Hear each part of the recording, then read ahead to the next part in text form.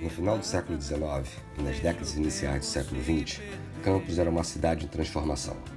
Sua economia era impulsionada pelo setor açucareiro. Sua população crescia, destacando-se a maior ocupação da área urbana. Era notável o desenvolvimento cultural. A cidade progredia e se modernizava. Várias práticas celebravam os novos tempos, entre as quais diversos divertimentos que se tornaram grandes festejos públicos. O teatro já era uma das diversões mais importantes da cidade. Pelos diversos palcos e tribunas da Pérola do Paraíba, referência ao rio que cruza a cidade, desfilaram pessoas dos mais distintos perfis. Destacava-se o Teatro São Salvador. Vale destacar que não só a dramaturgia ocupava o palco da renomada Casa Teatral. Iniciativas que mobilizavam a cidade tinham como sede o São Salvador, um indicador de que assumiu o papel de centro de encontro de famílias tradicionais e lideranças locais. Em todos os casos, era uma expressão de uma sociedade que, pelo menos em parte, se pretendia ilustrada, refinada e civilizada. Importante mesmo eram os eventos dramatúrgicos, espetáculos das mais diversas naturezas, com artistas dos mais distintos perfis, brasileiros e estrangeiros de vários países, incrementavam o intenso funcionamento do São Salvador. Comédias, dramas, revistas, óperas, concertos, coreografias ocuparam os palcos do teatro. No final do século XIX, o São Salvador não reinou sozinho. Em 1874, foi inaugurado o Teatro Imperial Dramático. Não tinha o mesmo glamour do São Salvador, mas era bem organizado. Foi também sede de encontros diversos, mas destacou-se mesmo pelos muitos espetáculos promovidos no seu palco. Com os dois teatros funcionando simultaneamente, imagine-se a movimentação que havia em dias de apresentações. Os jornais davam conta da efervescência que tomava conta da Rua Direita, atual 13 de Maio, onde também havia importantes cafés, como o Ópera, Café Clube, Confeitaria Trianon, Café High Life, Café Lorde, pontos de encontro da intelectualidade e boêmia campista. Nos teatros se apresentavam as muitas sociedades musicais que haviam em Campos. São conhecidos, entre outros, os nomes e a importância da Sociedade Filarmônica de Campos, Sociedade Musical Instrução e Recreio, Sociedade Recreio Musical, Sociedade Musical Lira de Apolo, Sociedade Musical Lira Conspiradora e Lira Guarani. O mesmo ocorria com as sociedades dançantes. Nas últimas décadas do século XIX, muitas animavam a cidade, entre as quais a União dos Artistas, a União da Juventude, a Sociedade de Dança Sonhos de Ouro e a Sociedade Dançante União da Mocidade. Notável mesmo era o envolvimento com a dança dos clubes carnavalescos, agremiações que desempenharam um papel importante na dinâmica pública campista. Os tenentes de Plutão, o Indiano, o Macarrone e o Netuno, para além dos eventos de carnaval, não só ofereciam constantes sorriês dançantes, como também aulas para os seus associados. É importante perceber os encontros múltiplos, sociedades de dança, carnavalescas, clubes musicais e teatro. A vitalidade da dinâmica de entretenimento de Campos era marcante. Outros espetáculos à moda teatral eram apreciados pela sociedade campista, entre os quais as touradas. Em todos os anos, várias companhias se apresentaram em Campos. As arenas foram montadas em vários locais da cidade. Havia trens especiais em dias de tourada. Também manteve a popularidade por muitos anos o circo. Muitas foram as companhias circenses que por um tempo se estabeleceram na cidade. Os espetáculos eram populares, as proezas encantavam a todos.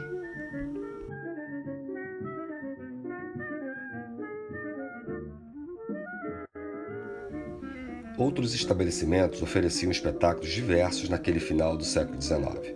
Apresentações de ginástica foram promovidas na Fábrica de Cigarros São Salvador. A Fábrica de Cervejas Gotacás também acolhia com frequência apresentações diversas, especialmente das sociedades musicais de Campos, o mesmo que ocorria no Parque Floresta, empreendimento que possuía um parque de diversões. Havia também as quermesses, com suas barracas a oferecer entretenimento diversos, inclusive uma novidade tecnológica bastante celebrada, o Cosmorama, o antecessor do cinema. Era uma diversão muito apreciada, existia na cidade desde a década de 1880. As primeiras iniciativas esportivas surgiram em Campos na década de 1870, atividades de uma modalidade que bem expressava os arranjos e transições entre o rural e o urbano, o turf. Em 1874, foi fundado o Prado Campista, instalado na freguesia de São Gonçalo, atual Goitacazes. Em 1880, os jornais noticiaram que o bairro da Lapa abrigaria o Prado Goitacazes, dinamizado pelo Jockey Clube Campista. Já no século XX, várias iniciativas mantiveram viva a chama do turf em Campos. Na década de 1910, surgiu um novo hipódromo, mais conhecido como Prado do Queimado. Em 1915, surgiu uma agremiação que deixaria marcas até mesmo na geografia da cidade, registrada no nome de um bairro, o Turf Clube.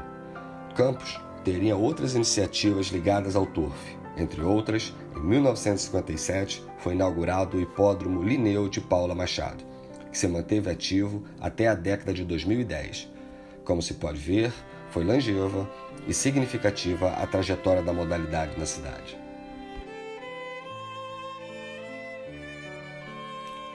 Conformaram-se em Campos outras modalidades nas quais havia mais pronunciadamente o uso do corpo.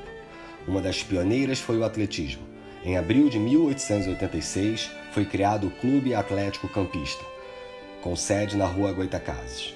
Em 1891, surgiu o Clube Atlético União, sediado em São Gonçalo, atual Goitacazes, com uma proposta bem semelhante à do campista, ainda que aparentemente com uma estrutura mais modesta.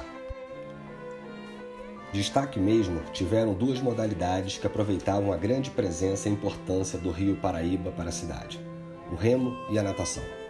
As regatas somente se tornariam usuais na cidade na primeira década do século XX, graças a duas vibrantes agremiações, o Clube Natação e Regatas Campista, fundado em 1905 ou 1906, há divergências na fonte, e o Esporte Clube Saldanha da Gama, criado em 1906.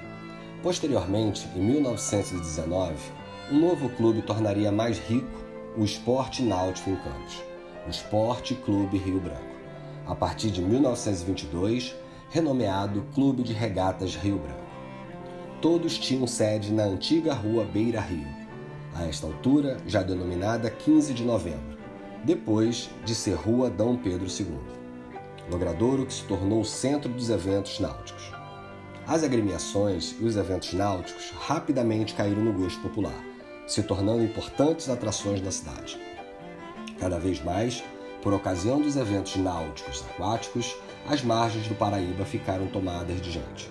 Os esportes náuticos se desenvolvem e os atletas se tornam conhecidos. No caso da natação, a partir de determinado momento, as provas deixaram de ser realizadas somente no rio, passando também a ser promovida nas piscinas dos clubes. As agremiações náuticas foram muito importantes para a difusão de hábitos e entretenimentos esportivos, mas outra modalidade também se tornou popular: o futebol. Na cidade, o velho esporte bretão surgiu e rapidamente se desenvolveu nos anos de 1910. A importância e as proezas do Goitacás, Internacional, Campos Atlético, Aliança, Rio Branco, Americano, entre outros, já foram tratadas por memorialistas que deixaram importantes registros sobre essa paixão da sociedade campista. Outras modalidades em que os praticantes usavam mais o corpo também surgiriam na cidade. Em Campos, também houve iniciativas de entretenimentos que, sem a perda dessa característica, estabeleciam uma relação maior com o avanço tecnológico. Um exemplo é a patinação. Outro é a bicicleta. Assim como em outras cidades, o cavalo de ferro teve grande sucesso na cidade. A princípio, era um artefato caro, mas foi se popularizando. O Belódromo Recreio, inaugurado em 1893, era um estabelecimento que mesclava apresentações dramatúrgicas diversas, com aluguel de bicicletas, aulas de ciclismo, bem como corridas competitivas, de bicicletas e a pé. Se a tecnologia era um dos elementos que fascinava nas corridas de bicicleta, que diríamos das experiências com o automobilismo? Campos, que conheceu os carros na década de 1910, também teve suas iniciativas automobilísticas, notadamente quando na cidade se instalou o Automóvel Clube Fluminense. A sede foi inaugurada em 1929, já se pronunciando o que se tornaria um dos espaços mais distintos da reunião da elite campista, local que acolheria grandes acontecimentos da cidade. De fato, a agremiação automobilística promoveu experiências refinadas, não só grandes eventos, com modalidades mais ligadas a um perfil elitista, caso do tênis. Vale citar que houve na cidade uma agremiação dedicada a esse esporte, criada na segunda metade dos anos 1910, o Campus Tênis Clube. Houve ainda mais duas agremiações que mesclavam a valorização da tecnologia com um ar de distinção. Uma delas foi o Aeroclube Campista, fundado em 1917, na sede do Turf Clube. A outra foi o Moto Clube de Campos, fundado em 1932, com sede na Avenida 15 de Novembro. A valorização dos avanços tecnológicos se fazia sentir também em outros âmbitos do entretenimento, especialmente naquela novidade que era uma das mais incríveis expressões dos novos tempos, o cinema. Na primeira década do 20, um dos estabelecimentos nos quais houve exibições de filmes foi o Moulin Rouge, de propriedade de Arthur Roquette, inaugurado em 1904. Em 1905, já estava em funcionamento o Parque Paris, que oferecia ao público entretenimento diversos, como brinquedos de parque de diversão e exibições cinematográficas. O proprietário era o reconhecido Pascoal Segrito. Em 1913, foi fundado outro estabelecimento que se destacou pela exibição de filmes, o Teatro Orion, de propriedade de Francisco de Paula Carneiro. Ele foi o responsável pela criação de um dos mais importantes teatros de Campos, o Trianon. Mas quem foi Francisco de Paula Carneiro? Francisco de Paula Carneiro nasceu em Campos em fevereiro de 1866. Estudou em várias escolas importantes da cidade até os 12 anos de idade, quando deu sequência à sua formação no Rio de Janeiro, em Ouro Preto. Posteriormente, retornou a Campos e se formou em contabilidade. Naquela época, os contadores eram chamados de guarda-livros. Francisco se tornou um dos mais solicitados guarda-livros de Campos. Trabalhou em muitas empresas importantes da região, entre as quais em algumas companhias de seguro, a Companhia Força e Luz e a Companhia Ferro Carril de Campos. Em 1892, se casou com aquela que seria sua companheira por mais de 50 anos, com a qual teve 9 filhos, Cândida Pires de Guimarães. Francisco tinha grande envolvimento com as principais pautas políticas da época, sempre se posicionando publicamente a favor dos republicanos. Tinha grande relação com Nilo Peçanha, uma das mais importantes lideranças políticas do Brasil. Não surpreende que Carneirinho tenha assumido funções públicas relevantes, entre as quais secretário da prefeitura, contador do município e suplente do juiz. Foi também um dos proprietários do Engenho Central de Mineiros, na condição de usineiro. Se relacionou com políticos importantes da época e participou de várias iniciativas reivindicatórias dos empresários do setor.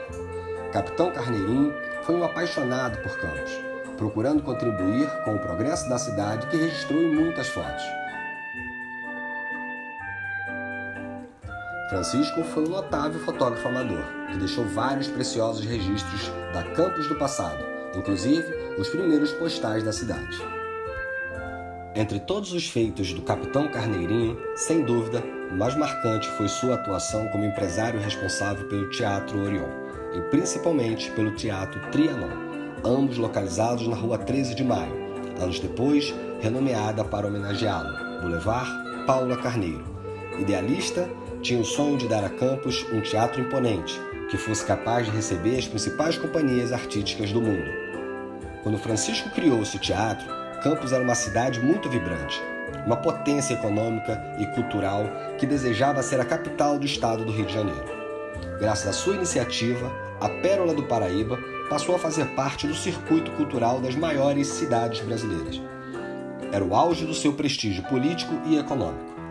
Em 1924, passou a ser também o administrador do Coliseu dos Recreios, um espaço de entretenimento que fora criado em 1919.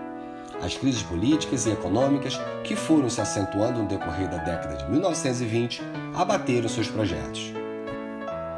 Já tomado por muitas dívidas assumidas para a construção do Trianon, se desfez de todos os seus empreendimentos teatrais. Muitos contam que Capitão Carneirinho encarou com serenidade a perda de seus teatros e continuou frequentando o Trianon até a sua morte.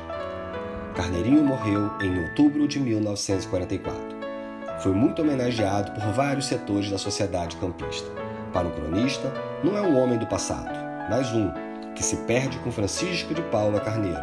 O que com ele se vai, e significa muito, é uma afirmação do espírito público, uma das mais belas, das mais ricas e mais honestas que Campos já possuiu em todos os tempos.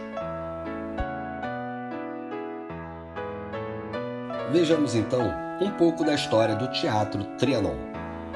O Teatro Trianon começou a ser construído em 1919. A inauguração, no dia 25 de maio de 1921, foi uma grande festa. Estavam lotadas suas 554 cadeiras, 156 frisas, 290 balcões, 29 camarotes, 610 galerias. Era um teatro magnífico. Campos passou a ter um teatro imponente, como os que havia em poucas cidades brasileiras, maior e mais luxuoso do que os de algumas capitais. Ao contrário do que ocorreu na maior parte das cidades que possuíam grandes teatros, não houve dinheiro público na empreitada. Todo investimento foi feito pelo capitão Carneirinho. A primeira grande atração a se apresentar no palco do Trianon foi a grandiosa Companhia Mexicana de Operetas Esperança Iris. Foi um sucesso retumbante. Vejamos algumas atrações que se apresentaram no Trianon. Assim como Esperança, muitas outras atrações musicais passaram pelo Trianon. Já em setembro de 1921, a performance da Companhia Elvira Benevente ocupou o palco com suas operetas, revistas e burletas. Outro grupo de operetas que passou pelo Trianon foi a Trupe Centenário de Olga Massa e Felipe Valente, em 1923, dirigida pelo conhecido João Cândido Ferreira. Em 1926, a Companhia Negra de Revistas, a primeira do teatro brasileiro formada por integrantes negros e com temática racial, da qual fizeram parte, entre outros, Grande Otelo e Pixinguinha. O gênero musical parecia mesmo fazer sucesso em Campos. Nos anos seguintes, também se apresentaram importantes companhias no Trianon. A Companhia Alda Garrido, a Companhia Brasileira de Operetas Vitória Soares e a Companhia de Operetas Clara Yas. Foi uma temporada que logrou notável sucesso. Em 1925, merece destaque a presença de um dos mais celebrados artistas brasileiros no palco de Campos, Vicente Celestino, integrante da Companhia Nacional de Operetas. No Teatro Trianon, foi a estrela principal da opereta vienense de 3 atos Conde de Luxemburgo. É possível afirmar que as operetas, revistas e burletas tiveram sucesso por já fazerem parte do gosto da sociedade campista. É fato também que as iniciativas de Carneirinho trouxeram para Trianon renomados artistas do gênero, um importante fator na consolidação da apreciação pública. O Trianon também acolheu outras atividades dramáticas.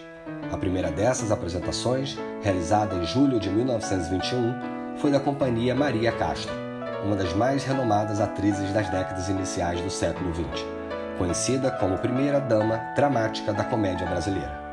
Alguns meses depois, em setembro de 1921, um casal de grandes atores se apresentou em Campos, Cremilda de Oliveira e Xabi Pinheiro, nomes de suma importância do teatro português, muitos conhecidos no Brasil por suas constantes temporadas.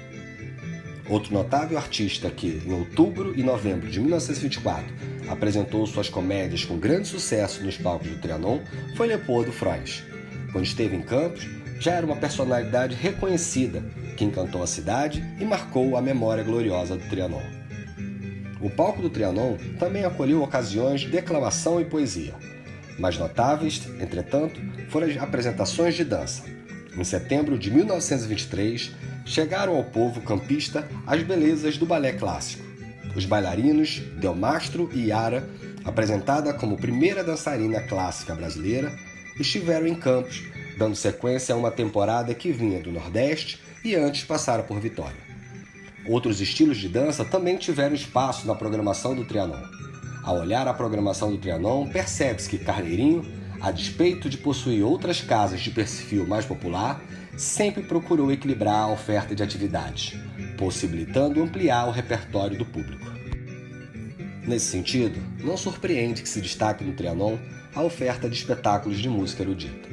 Logo nos primeiros meses de funcionamento, se exibiram no Trianon a pianista russa Luba Alexandrovska e o maestro Victor de Leon. Uma vez mais, Carneirinho dava provas do cuidado que tinha com o funcionamento do teatro. Ambos eram reconhecidos como virtuosos e tiveram uma extensa e celebrada carreira no Brasil e no exterior. Diversos foram os concertos, duos, trios, orquestras, vários ou um só instrumento, nacionais ou estrangeiro. Recitais de piano foram vários, como o de Rossini Freitas, em 1926, professor do Instituto Nacional de Música e diretor da Sociedade de Cultura Musical. Em algumas ocasiões, o destaque foi mesmo o canto lírico, como na apresentação de Cacilda Ortigão, realizada em outubro de 1922. Trata-se de mais uma das artistas lusófonas que fez grande sucesso no Brasil e em Portugal. Integrante da Missão Artística Portuguesa que se apresentou nos principais teatros do país. O Trianon também abria espaço para artistas de campos. Esse foi o caso de Rosa Margem, que se apresentou ao piano em agosto de 1927. Filha do negociante campista Jorge Margem, a musicista se formou pelo Instituto Nacional de Música. A propósito, é importante dizer que o Trianon possuía uma orquestra própria, que atuava em várias ocasiões, notadamente nas mais festivas e solenes. Música de todos os estilos tiveram um espaço no palco do Trianon. Já em julho de 1921, Julieta Silva, conhecida como a Transmontana, apresentou um espetáculo de fados. Em muitas ocasiões, canções nacionais também foram apresentadas para o público campista. Entre alguns famosos, destacamos os Torunas, do Mauricéia, um grupo de música sertaneja. Oriundos de Recife, tiveram influência na carreira de alguns importantes cantores e compositores da capital nacional, entre os quais Noel Rosa, Almirante, Braguinha, Henrique Brito e Alvinho. Novas tendências musicais de caráter internacional fizeram parte da programação, entre as quais a Jazz Band Sul-Americana, que se apresentou por mais de um mês entre outubro e novembro de 1925, apresentada como a melhor jazz band do Rio de Janeiro. Populares eram os bailes de carnaval promovidos no Trianon.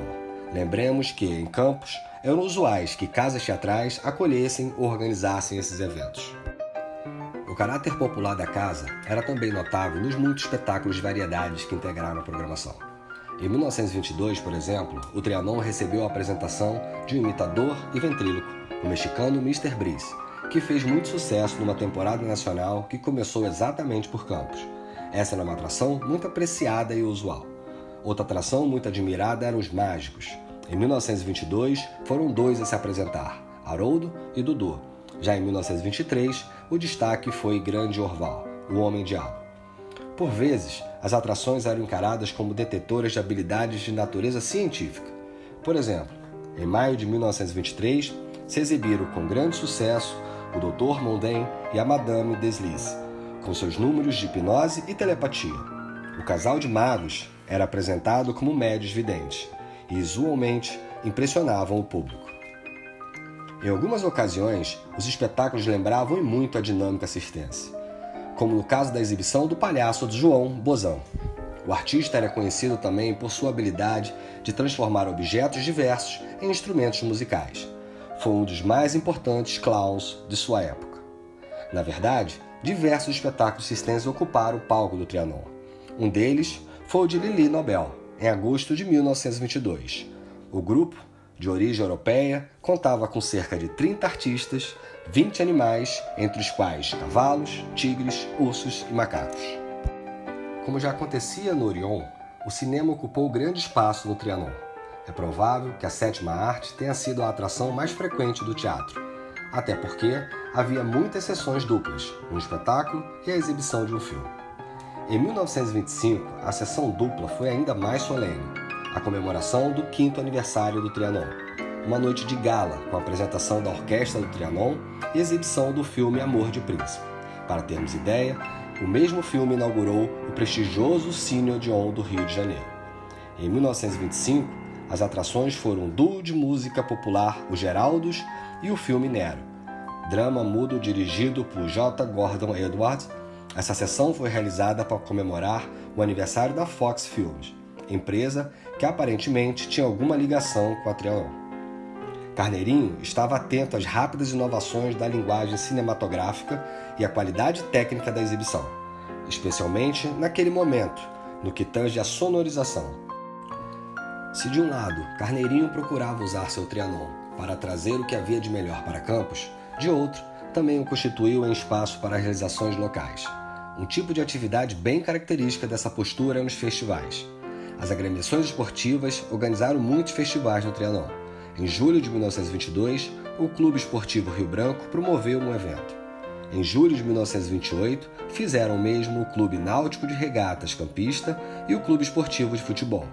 Em novembro, foi a vez do Clube Natação e Regatas. Em outubro de 1929, o Festival do Clube Náutico de Regatas incluiu uma exibição de filmes e a apresentação do cantor Ornelas. De fato, o Trianon chegou a acolher alguns poucos eventos esportivos, especialmente luta de boxe.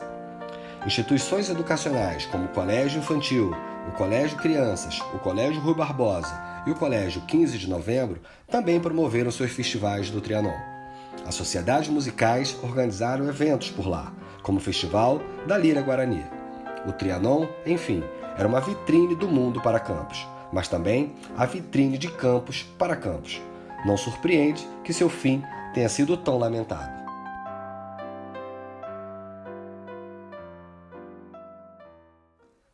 Em 1931, o nome de Francisco de Paula Carneiro não aparecia mais como proprietário do Trianon.